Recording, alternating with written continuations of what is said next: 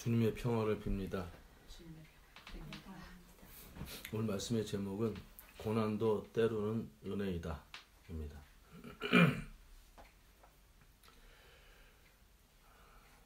여러분들 지금까지 살아오셨던 그런 여정을 한번 이렇게 기억해 보시기 바랍니다. 기억나는 대로. 저는 아주 어렸을 때 기억도 있습니다. 유치원 가기 전에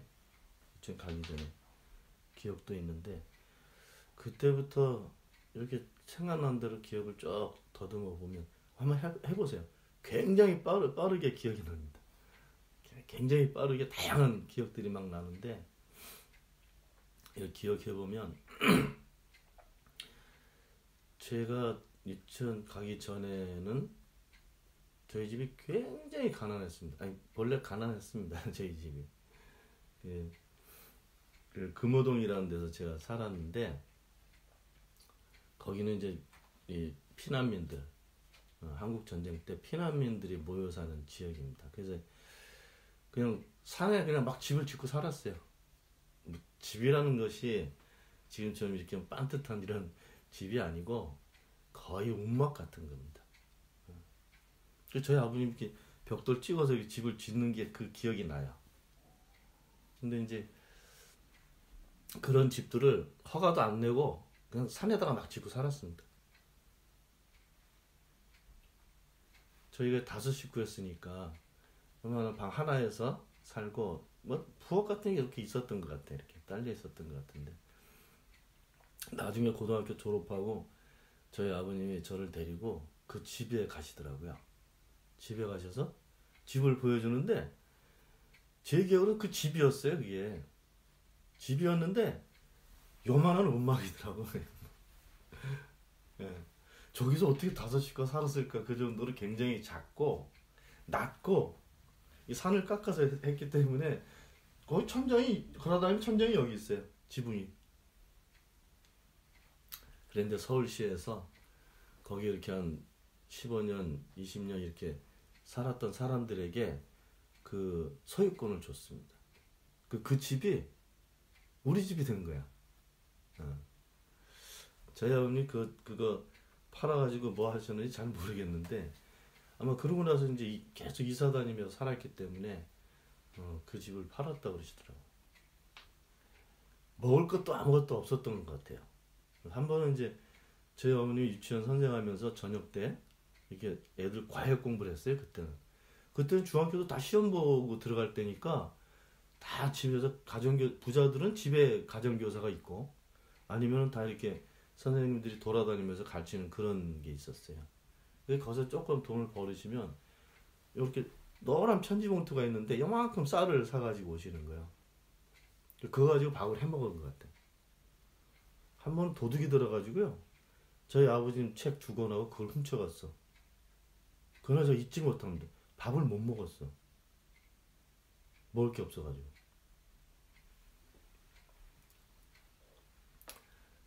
고단하게 사셨죠. 저희 아버님도 낮에는 그냥 뭐 연탄 같은 거 찍어서 이렇게 산에 지게로 지고 가서 파시고, 저녁 때는 또 학교 다니시고. 우리 어머니는 새벽부터 그냥 밤 늦게나 들어오시고. 그래도 무슨 잘 사는 경 아니니까 대단히 곤란하게 살았죠. 대부분 사람들이 다 그렇게 그때는 살았을 겁니다. 나중에 기억이 더듬어도 별로 그렇게 우린 정말 잘 살았어 이런 생각이 안 들어요. 그런 기억이 별로 없습니다. 고등학교 때는요, 우리 어머니가 그때 강남이 개발되기 전인데 강남으로 이사 오셨는데, 벌판에 이렇게 좀 낡은 건물 2층에다가 그 어린이집을 했어요. 우리 집이 없으니까 이렇게 칸을 막아서 뒤쪽에서 살았어요. 여기는 어린이집이고. 요만큼을 이제 그 2북씩 온도를 만들었어요.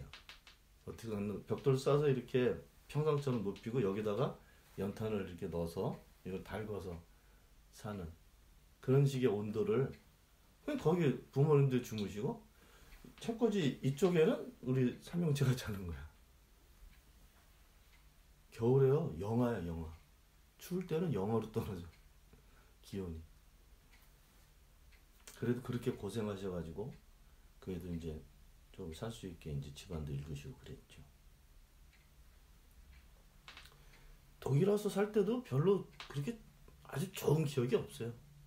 너무 힘들고 정말 몸도 힘들고 마음도 힘들고. 오늘 설교가 고난인데 고난. 어려웠다는 얘기를 하는 겁니다. 그냥 남들이 볼 때는 저 소문도 잘 났었잖아요, 그죠? 성공한 젊은 목회자 유럽에까지 소문 났었는데. 근데 속은 고를 대로 고른 거예요, 진짜.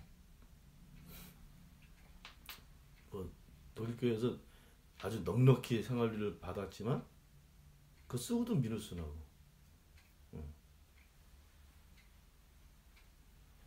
근데 지금은 제가 어려웠던 기억을 더듬는 게 아닙니다, 사실은. 이제 언젠가부터 알게 된 거죠. 언젠가부터 알게 됐는데, 그렇게 어려울 때도 내가 살 수 있었던 것은 하나님 살아계시니까.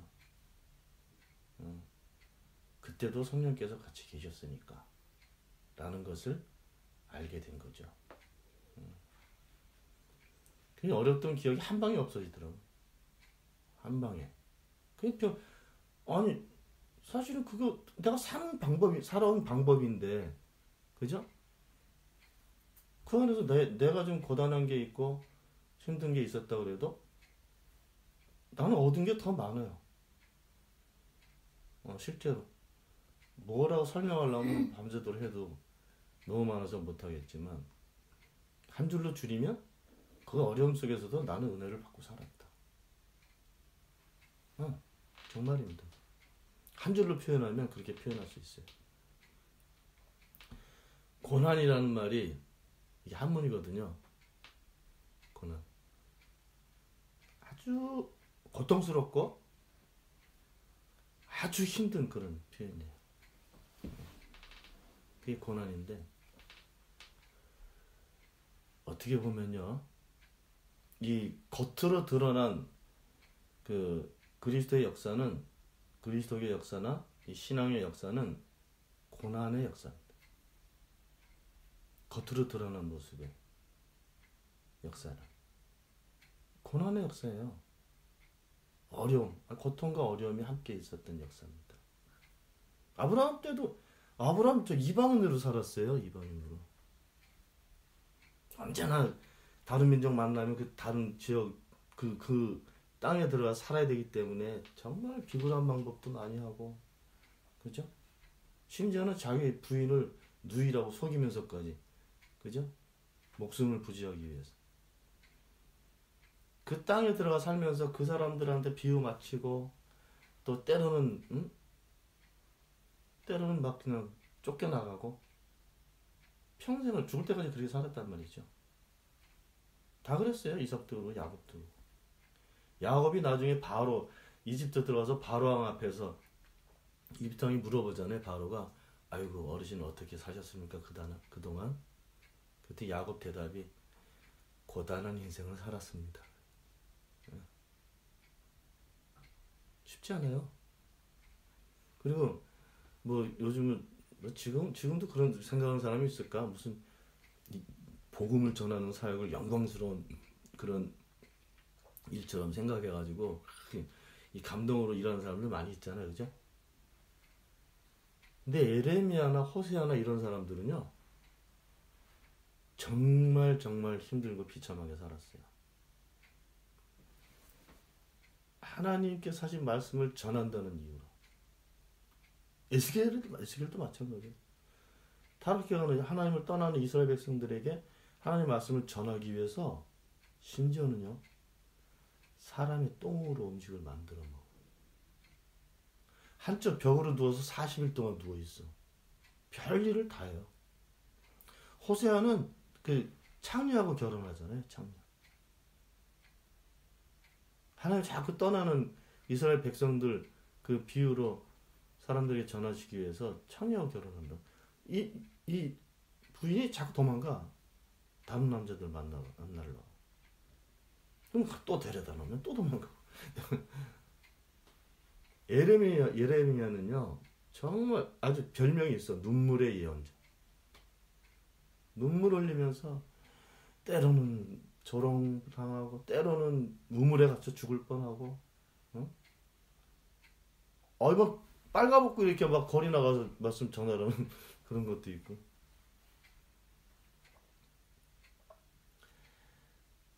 만만하지 않았죠. 신앙을 가지고 산다는 것이 만만하지 않았단 말이죠. 이 전체 역사를 보려면 또 구약부터 다 해야 되니까 지나가서 우리 그리스도교 역사, 2000년 된 그리스도 역사부터 처음 해보세요. 처음부터 박해야. 수많은 기적이 드러나고 수많은 사람 다 이스라엘 백성은 다 감동하고 놀라움 속에서 기적을 체험하고 있지만 그리스도인들은요 박해를 받고 있어요. 다른 말로 하면 고난을 당하고 있는 거죠. 예수님도 그랬잖아요. 예수님도 그죠?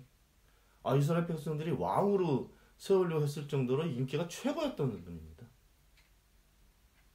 근데 예수님에게 어떤 사람들이 와서 선생님 저도 선생님 제자가 되고 싶습니다. 이렇게 얘기를 하니까 예수님 대답이 어떻게 나왔어요? 이렇게 대답을 하셨어요. 그래? 그거 쉽지 않을 텐데. 여우도 굴이 있고 새도 보금자리가 있지만 나는 머리 들 것이 없어. 난 동물보다 못한 삶을 사는 거야. 이렇게 대답을 하셨어요. 재산이 없었어요. 집도 없고. 가족들은 예수님 미쳤다고 그랬어요. 마리아부터 동생도 다 예수 미쳤다고 그랬대. 그 나사렛 갔을 때요. 동네 사람들이 죽이려고 그러잖아. 예수님. 그지? 벼랑으로 밀어서 죽이려고 그래요. 그래서 예수님께서 이렇게 생각하셔. 그 누가복음에 기록된 내용에 보면 이 사람들이 이 기적을 말씀을 받아들이는 기적을 믿지 않는 것을 이상하게 여기셨다. 이렇게 기록되어 있어요. 나와야 그냥 거기서. 한쪽으로는 일기절정이고 한쪽에서는 예수님 죽이려고 그냥 전국적인 모의가 있고 요즘 한국에 나타나는 그 사법농단 그런 것처럼 그죠? 짜고 박근혜하고 양승태 이 새끼 짜고 별짓을 다 한 거잖아. 그죠? 그렇게 예수님 죽이려고 전국적인 모의를 합니다. 결국 잡혀가지고 죄명도 없어. 죄명도 그냥 하나님 모독죄.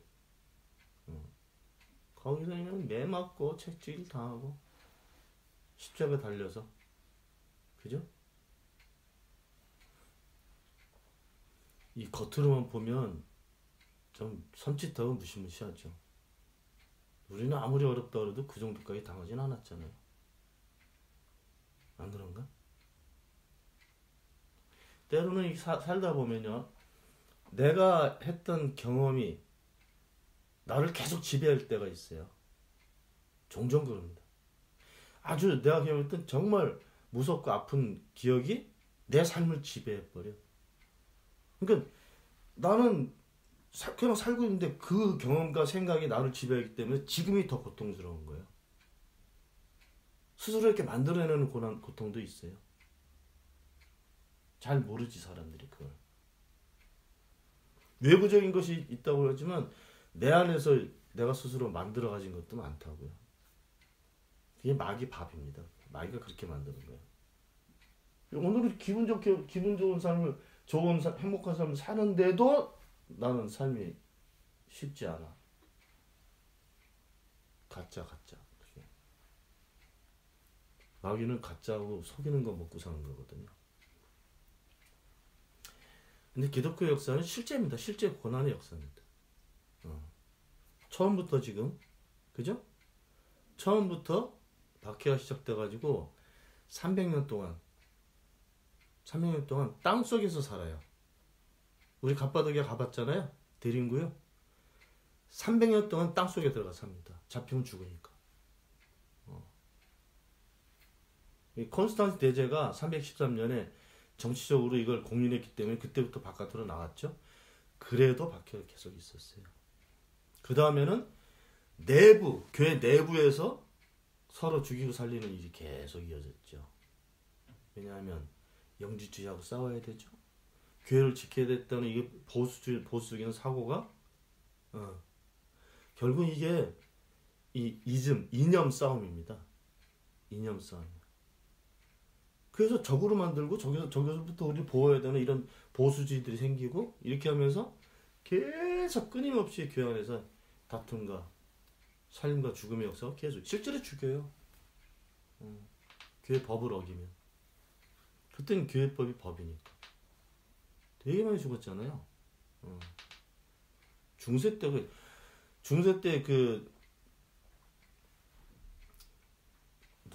우리는 루터하고 캘빈만 알잖아요. 종교개혁자 그러면. 그죠? 대표적으로. 근데 많은 사람들이 있었어요.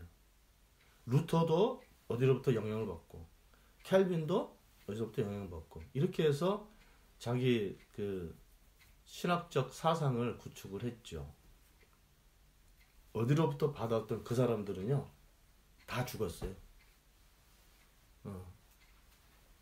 교회에서 이단으로 몰려가지고 다 사형당하고 뭐 존스나 뭐 로스나 이런 사람들 이미 루터 시대부터 앞서서 일했던 사람들은 다 사형당했어요.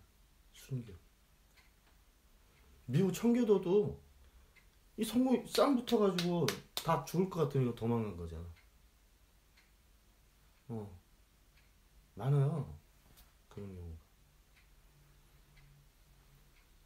중세에 넘어와서 이제 개신교, 개혁교회가 시작됐지만 켈빈 같은 사람은 개혁하면서 사람 되게 많이 죽입니다.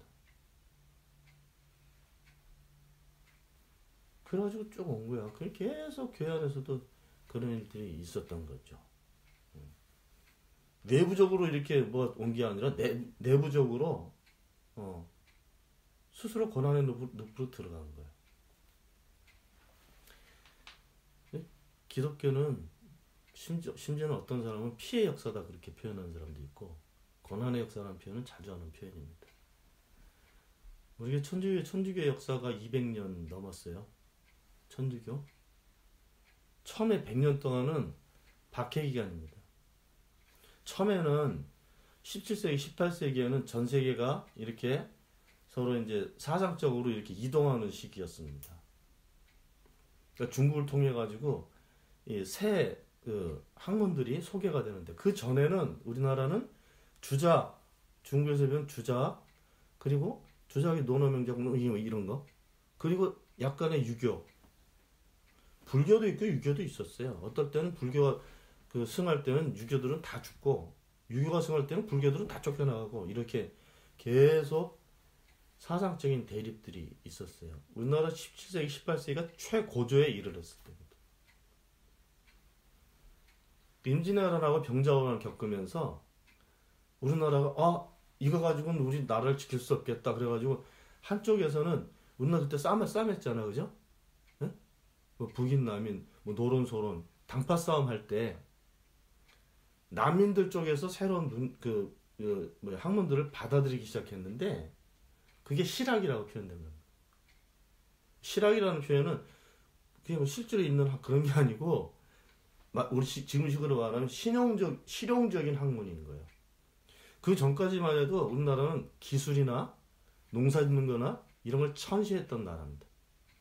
앉아가지고 논어명자 이거 하는 사람이 이 주도권이 있는 사람이고 그 사람들이 정치하고 그 사람들이 고급 관리가 되고 그랬던 시대예요.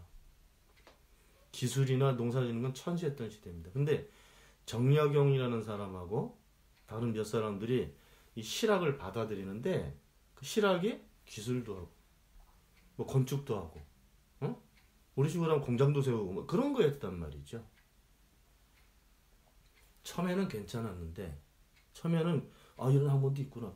정약용 같은 사람은 막 기둥기도 만들고 집 짓기 위해서. 그런데 그게 얼마 가지 않습니다. 얼마 가지 않고 1800년 초에 순조라는 왕이 이제 득이 왕이 되는데 어려. 10살인가 11살인가 그랬어요. 그냥 통치를 못하니까 대비, 그 엄마가 했어. 김모라는 대비가. 근데 천주교가 실학으로 들어왔습니다. 학문의 물줄기를 타고 들어왔어. 처음엔 괜찮았어요. 그런데 몇몇 모임에서 이 제사를 안 드리기 시작했어요. 우상숭배라는 이름. 그때부터 이게 이 사상 대립이 되기 시작합니다. 근데 순조 그 대비 김씨 때 대비가 왕이야. 이 교서를 내려. 저놈들 조상도 그때는 주작 영향으로 이 사람들이 생활할 때 4대조 위로 4대조까지 제사를 드려야 돼. 법이에 그게. 근데 제사를 안 드리니까 이 김씨가 교서를 내는 거야. 저놈들은 조상도 모르고 부모도 모르고 효도라는 것도 모르고 이 국가 기강도 저놈들 싹 잡아 없애라. 싹 죽습니다. 그때. 3년 정도 사이에 한 거의 10,000명 정도가 잡아다가 고문해가지고 다 찢어 죽이고 다 그게 마포에 가면 절두산 성지 있잖아요. 성지 거기서 다 먹쳐 죽이고 10,000명 정도가 순교를 당해요. 그게 천주교 박해 역사입니다. 그래도 이 믿음이 사라지질 않았어요. 우리 개신교는 뭐 그런 고난의 역사가 있을까? 개신교에 우리는 장자 교단이다 하는 총신이나 뭐 이런 통합이나 합동이나 통합은 그래도 좀 그런데 합동 보수 깡통 친례교 성결교 하나도 없어. 고난의 역사가. 우리나라 개신교 역사에 고난의 역사라고 그러면은 3.1운동 때 그 운동이 지나고 난 다음에 교회가 탄압을 많이 받습니다. 3.1운동 지나고 나서 독립운동했던 교회들 교회 막 불태워지고 그런 교회들도 있었고요. 그리고는 해방되고 나서 박정희 때 유신헌법을 만들려고 할 때 거의 반대했던 사람들이 우리 NCC 가입 교단들, 우리 한국 기독교 장로회 복음교회라는 데가 있고요, 성공이라는 데가 있고요, 통합 측에서 약간 교회는 아무도 없어요. 근데 그 사람들은 교회에서도 쫓겨나기도 하고 우리 교단에서는 교회에서 당국에서 쫓아내가지고요 거리에서 몇 년 예배드린 교회도 있어요. 예배드리는데 그냥 막 정경들이 돌아가지고 막 뒤집어 놓고 목사 잡아가고 감옥살이 목사를 되게 많아요. 우리 교단에서는 복음교회 쪽도 많고 성공회 쪽도 많고 지금도 이 진보적인 기독교 사상을 가지고 가는 데는 성공회 우리 감리교에서 조금 나머지는 다 아니에요. 고난의 역사가 없어요. 개신교 한국 개신교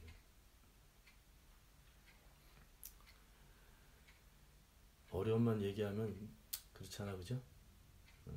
고난도 때로는 은혜다. 때로는 이렇게 붙인 건 나 이렇게 원래는 이렇게 정하려고 그랬어요. 고난도 은혜다. 그냥 반감을 가질 분들이 많을 것 같아. 지금 정말 살기 어려서 힘든 사람들한테 또 그렇게 사는 것도 은혜야. 이래버리면 그죠? 말이 안 되잖아요. 근데 어려움에 대한 이해를 명확하게 해야 될 것 같다는 생각이 듭니다. 그럼에도 불구하고 그건 개인적인 생각을 할 수 있는 것이 아니고 성서에 근거해서 우리의 생각을 정리를 해야 됩니다. 어찌 보면요 이스라엘이 광야 생활을 40년을 한단 말입니다. 거기는 그렇게 먹을 게 넉넉한 데가 아니에요. 그러니까 만나가 떨어졌지. 집도 없이 물도 없이 먹을 것도 없이 40년을 떠들이 생활을 한단 말입니다. 겉으로 드러난 광야 생활은요 대단히 고단한 삶이었죠. 그런데 거기 하나님이 같이 계셨죠. 이게 중요하죠. 나만 있는 게 아니라 거기 하나님이 같이 계셨다니까요. 뭐 하셨나 그럼 거기서? 40년 동안 살게 하신 거지. 사람들이 생각하는 산다는 것의 기준은 각자 기준입니다. 이것은 어떤 통일된 기준을 제시할 수가 없어요. 우리 각자의 삶이 어떤 정해진 틀에서 사는 것 같지만 전혀 다른 삶을 살고 있잖아요. 똑같이 함부롭게 살아. 똑같이 법의 지배를 받고 살아. 똑같이 오이로를 쓰고 살아. 그래도 사는 게 전혀 달라요. 그래도. 그런 것들은 이 사람들의 사는 삶에 대한 기준이 될 수 없습니다. 약간의 조건을 갖출 수는 있겠지. 그죠? 형식적인. 거기서 같이 공동체로 살아야 되니까 사람들이. 그런 조건은 되지만 이렇게 살아야 된다는 기준은 될 수가 없죠.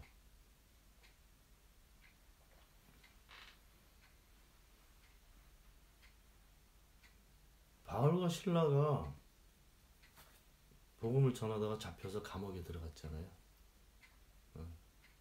감옥에 들어갔는데 거기서 찬양을 하고 있어. 그럼 그 내용을 모르는 사람들이 볼 때는 정신병자지. 아닌가요? 감옥에 갇혀있는데 거기서 찬양을 하고 있다면 정신병자지. 감옥이 지금 독일 감옥처럼 이렇게 무슨 뭐가 다 잘 수 있고 먹으러 다 그런 감옥이 아니잖아요. 그냥 이렇게 웅덩이야. 그냥 웅덩이 딱 집어넣는 건데. 화장실이 있어요. 먹을 게 있어요. 전기가 있어요. 이불이 있어요. 아무것도 없어요. 구덩이에다 쳐넣는 건데. 근데 거기서 찬양을 해?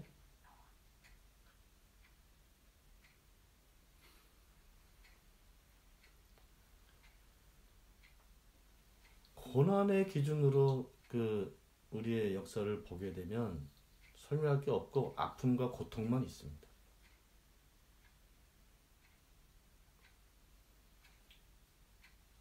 근데 알 수 있는 거냐? 그 가운데 하나님께서 계신다는 거죠. 같이. 오늘 본문으로 돌아오면 우리 대단히 잘 알고 있는 내용 아닙니까? 바울 되기 전에 사울로 살 때 대단한 그 권력가예요. 왜냐하면 대제사장한테 편지를 써달라고 요구할 만큼 이 편지라는 거는 내가 할 수 있는 권한을 받아가는 거죠. 대제사장 같으면 유대교에서는 왕 아니에요, 왕? 거기다가 찾아가서 편지 써주시오. 요구할 수 있을 만큼 권력가예요. 권력가. 그래서 허가증, 권한을 예수의 도를 따르는 사람들은 다 잡아도 좋고 죽여도 좋고 이런 권한을 받는단 말이에요. 그리고 이제 진짜 그 권한 행사하러 간 거잖아요. 왜? 다 다마스커스로 도망갔으니까. 거기까지 가서 잡아오려고 그랬다니까. 오늘 본문 표현은 사울이 살기가 등등했다 이렇게 기록되어 있어요. 죽이고 싶어 다. 스데반 죽을 때도 잘 죽었다. 이 새끼 잘 죽었네. 이런 놈은 다 죽어야 돼. 이런 생각을 가지고 있었던 사울이니까. 또 이거 권한까지 받았으니까 막 딱 걸렸죠. 그러니까 SS 차이드. 예수님께서 등장하실 때가 된 거지. 그래서 만난 거예요. 예수님께서 성령이 찾아가신 거예요. 사울이 성령 몰라요? 몰라요, 알아요? 유대교에는 영이 없나? 하나님 믿고 살았던 사람들이에요. 성령에 대한 이해가 잘못된 거지. 그때는 유대인들은 교회의 모든 법과 그리고 전통과 관습과 이것을 지키는데 그 능력을 분 사람들이잖아요. 자기들이 이해했던 성령의 능력은 이 교회를 지켜내는, 전통을 지켜내는 거라고 생각하고 있었던 거죠. 뭐가 잘못됐어요? 성령에 대한 이해가 잘못됐죠. 성령에 대한 이해가 잘못되면 뭐가 잘못된 거예요?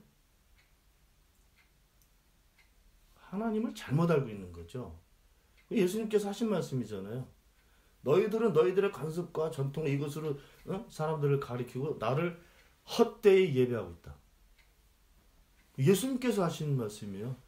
예수님 전에 이사야가 예언한 말씀이죠. 그 당시 사람들이 사는 모습이 맞았다는 얘기예요? 틀렸다는 얘기예요?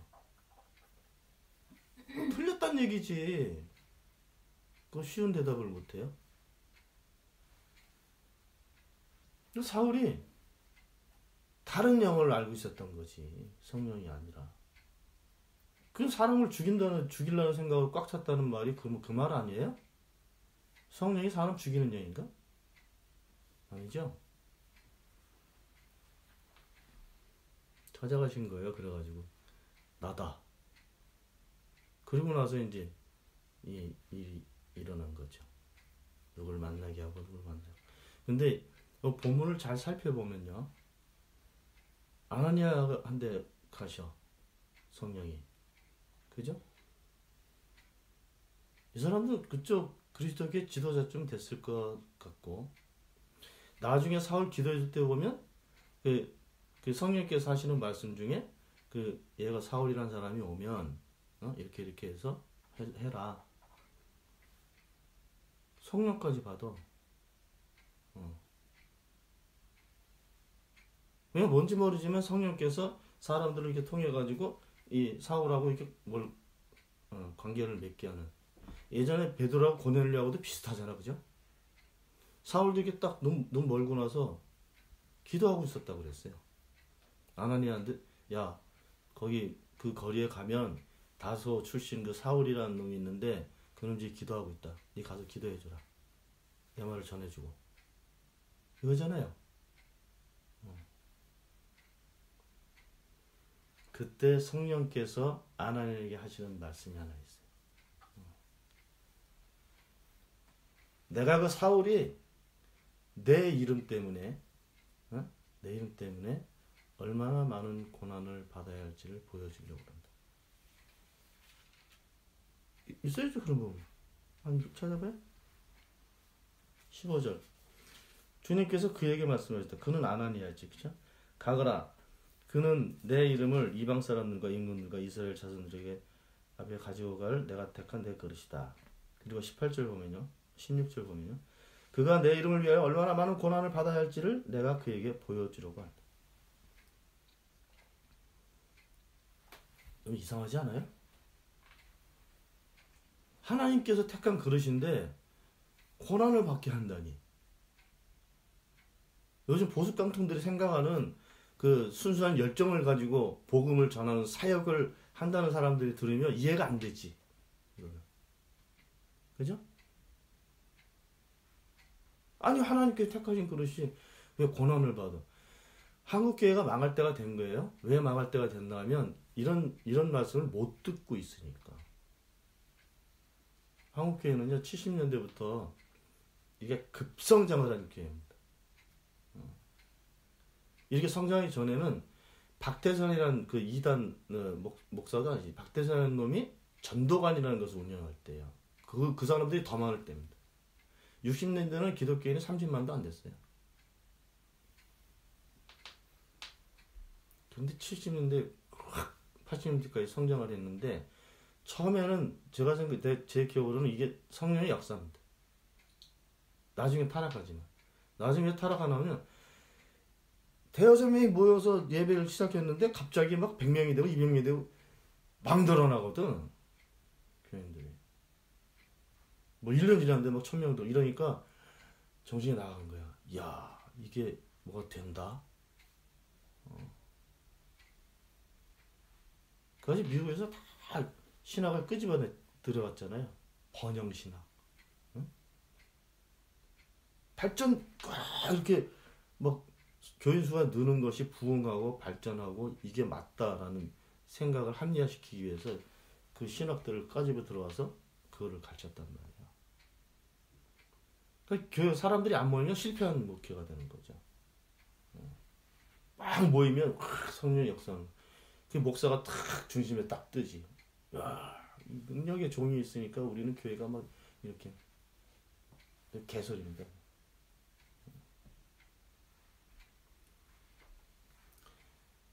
사람끼리 능력이 있다 없다 그런 얘기 할 수가 없어요. 사람들끼리. 만약에 하신다면 하나님께서 하셔야지 그 말씀을. 넌 내 능력의 종이야. 이걸 해야지. 사람들끼리 우리 목사님 능력의 종이. 그게 개소리야.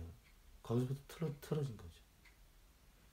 막 교회가 발전하고 막 그냥 그러니까 헌금도 많이 내고 막 예배당 커지고 막 그래. 이게 맞다고 강조하는 놈이 조영기잖아. 사박자 축복. 영이 잘 되면 범사에 잘 되고 다. 근데 영이 잘 되는 것부터 시작했는데 나중에 범사가 잘 되고 자녀가 잘 직업 사업이 요렇게 풀었단 말이죠. 그게 복이라고 그렇게 가르쳤으니 고난이 어디 들어? 고난.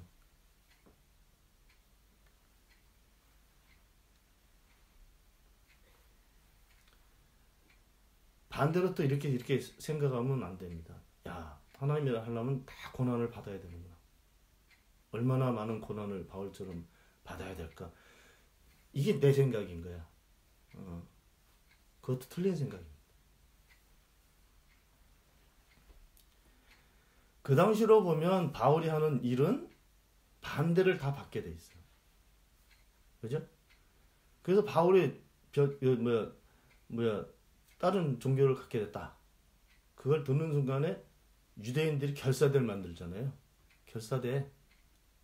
바울을 죽일 때까지는 나는 먹지도 않겠다, 마시지도 않겠다 이렇게 결사대가 몇십 명이 구성이 됩니다. 계속 추적해서 바울 죽이려고 그래요. 끝까지 그랬어요. 끝까지.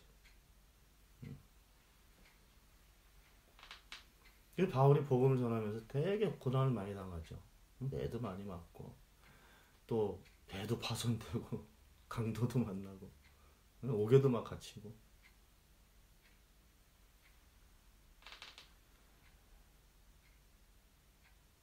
그렇다고 바울 인생이 고단했을까요?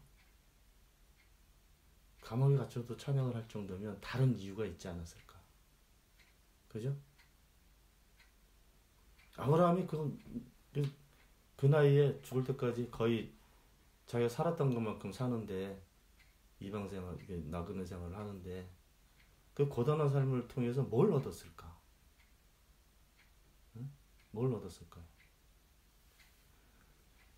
저는 자신 있게 얘기하는데 고난을 통해서 얻을 수 있는 것은 없습니다. 우리나라 속담에 비 내린 다음에 땅 다져진다고. 뭔가 조금 내가 얻을 건 있지만 고난을 통해서 사람의 인생이 완성되지 않아요.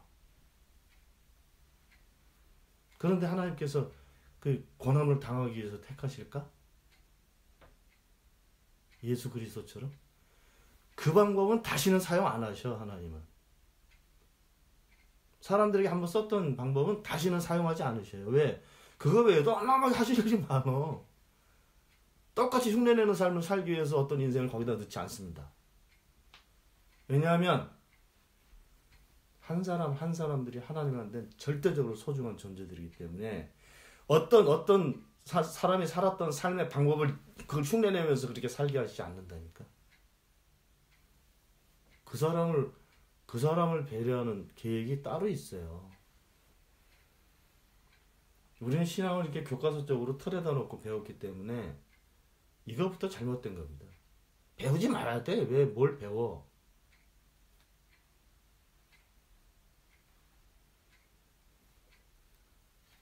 바울이 그 어려움 속에서 자기가 살았던 그 삶을 통해서 자기의 임무를 완성하지 않습니다. 겉으로 드러난 바울의 삶은 복음을 전하는 거지만 왜 복음을 전해요? 복음을 아니까. 어떻게 알게 돼요? 하나님께서 알려주시니까. 그러면 바울이 복음을 알기까지 하나님께서 바울을 같이 계셨다는 얘기잖아. 아니에요? 다른 선생이 있었나? 바울이? 없었죠. 예수님 따로 선생이 있었어요? 없었어요. 누구한테 배워서 하는 게 아니에요. 알아요. 어떻게 알았을까? 알려주시니까. 누가? 하나님이, 성령이. 그럼 같이 있다는 얘기 아닌가?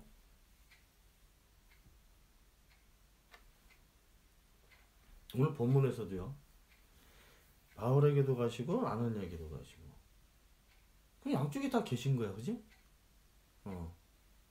거기에서 뭔가 일어나는 거잖아요. 하나님께서 바울이 사는 삶을 고난의 삶으로 정하신 게 아니라 바울이 살게 되면 그 적들이 많이 있는 거야. 하나님께서 만드신 적이 아니라 바울이 전하는 그 일, 전에는 존경했던 종교 지도자지만 이제는 변심해가지고 다른 이상한 종교를 그걸 전하고 다니는 그놈이 미워서 덤벼드는 놈들이 있단 말이죠.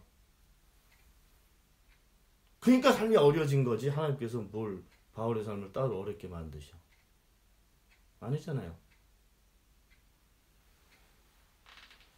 고난이라는 기준은 각자의 기준입니다. 각자가 만들어낸 거예요.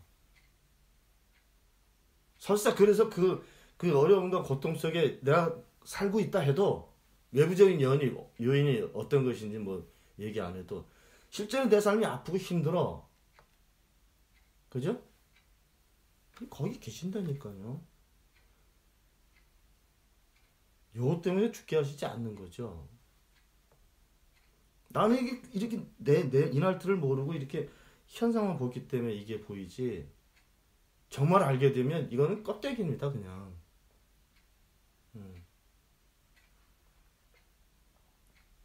제가 어릴 때 배에 훔쳐 탔다가 기름 뒤집어 쓴 얘기 했죠, 그죠? 하루 종일 울면서 닦았는데도 안 닦이더라고, 그 기름이. 근데 그 물이 원래 깨끗한 물이에요. 근데 그 위에 이렇게 그 폐유가 덮여 있었던 거죠. 언뜻 볼 때는 몰랐는데 들어갔더니 있었던 거잖아요. 이것 때문에 그 밑에 있는 물이 다 썩고 그런가? 위만 걷어내면 괜찮은 거예요. 본래는 그대로 있다니까. 이해합니까? 고난도 은혜라 그러려고 했던 것은 그런 이유였던 겁니다. 아파는 나하고 같이 계셔.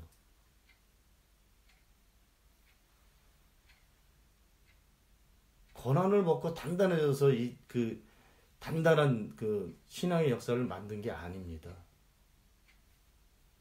아니고 하나님께서 계시다는 것을 알고 하나님과 같이 살았던 사람들이 이뤄낸 역사야.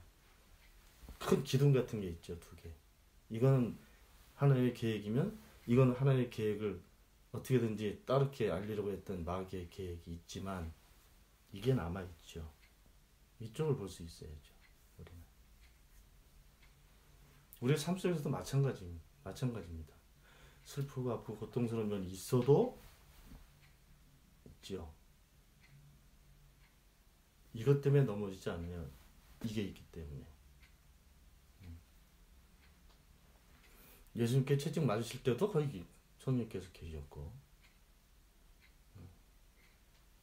하나님과 함께하는 삶을 아는 사람들은 고난의 기억이 그냥 기억으로 남습니다. 내 삶을 지배하지 못합니다.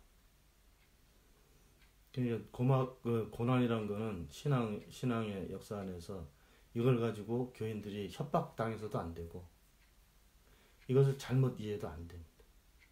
고난을 이야기보다 고난까지도 가지고 그 고난 현장에까지도 함께 하시는 하나님을 기억하고 살아야 됩니다. 바울도 감옥에서 그 성령 같이 있기 때문에 찬양을 할 수 있었던 것이죠. 미친놈이 아니에요. 우리도 우리와 함께 하시는 하나님을 기억하고 살아야 됩니다. 사실 요즘 보면 얘기할 만해, 그죠? 우리 삶을 보면 얘기할 만하다고. 사실은 우리는 한 달 늦어진다 생각하지만 그 한 달 동안에 우리는 대단히 많은 것을 준비할 수 있었고 대단히 많은 것을 알게 됐고 대단히 많은 것을 할 수 있게 됐어요. 한 달 전에 시작했다면 이런 경험들이 우리한테 없었을 겁니다. 시행착오를 계속 하면서 살아야 됐을 것이고, 그죠? 힘들고 아프고 답답하고 안타까움 속에서도 다른 것들을 배우고 다른 것들을 다지고 다른 것들을 할 수 있는 것을 보게 됐잖아요. 눈이 열린 거예요. 우리 함께 하시는 하나님 기억하고 살아갑시다. 기도합시다.